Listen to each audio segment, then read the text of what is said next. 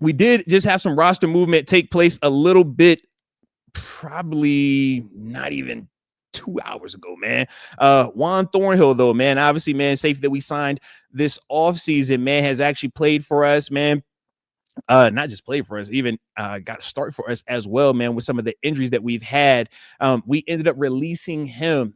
He hadn't taken a snap the past 2 games, right? So you talk about Colts game, talk about Chargers game. He had not seen the field, but he was the guy that got released. In correspondence with that, man, we signed Sebastian Castro, who was the safety that we had signed initially out of Iowa, coming out of college, undrafted free agent. This draft process, and he was with us all throughout camp and stuff like that. He's been on Tampa Bay's practice squad. So we signed him off of Tampa Bay's practice squad. He is with us now. And Juan Thornhill, we released. And now that's how we did the whole roster movement piece right there. Now, the thing with Sebastian is this, man. In terms of him getting snaps on defense, not likely, right? Unless we get some injuries and something like that happens in game. But where we will see him is on special teams. He will be able to give you some production there. He will be able to give you just snaps there in a capacity that we do think is a little bit different than what Juan Thornhill would give you from a special team standpoint. Now, Juan obviously more advanced on defense, but for what we're looking for right now, Sebastian is going to be able to help us out a little bit more. Now, in terms of Juan, is he so bad that we couldn't keep him on the roster? Was he the reason why we lost games? No, I'm not going there. That's not the case, man. Could he have played better? Could he have been more consistent in certain areas? Sure. At the same time, when we brought in Kyle Duggar, you think about how well Kyle Duggar has played.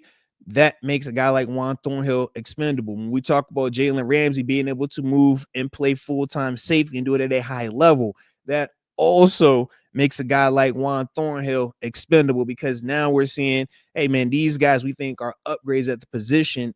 And when we're asking, couldn't you still give us value elsewhere? We're not necessarily looking at him and saying, let's put him in the slot to be a cover guy. So now you start to value special teams a little bit more when you're looking at that third or fourth, sometimes safety on the depth chart, man, when you're thinking about Chuck Clark and then obviously Deshaun Elliott, when he returns, Jabril Peppers as well. So that's how a guy like Juan Thornhill becomes the odd man out. And that's why a guy like Sebastian Castro, you got opportunity, man. And we'll see, man, with Sebastian. Obviously, like I said, man, he was in camp with us, so we're familiar with him, man. But he's a young guy. With young guys, man, you know how young guys play, man. Sometimes young guys do some really good things for you. Sometimes young guys, they need a little grace. All right, which we've experienced with our young guys already, man. One last night, another young guy a couple weeks prior to that, right? Just from a special team standpoint. So with Sebastian, man, we will see, like I said, his impact and how he gets up to speed. In terms of Juan, though, like I said, man, we will see what happens with him. I think he has 24 hours before he can clear waivers, and after that, he can sign wherever he wants. So, like I said, we'll see how that plays out for him, man. Wish him nothing but the best, though.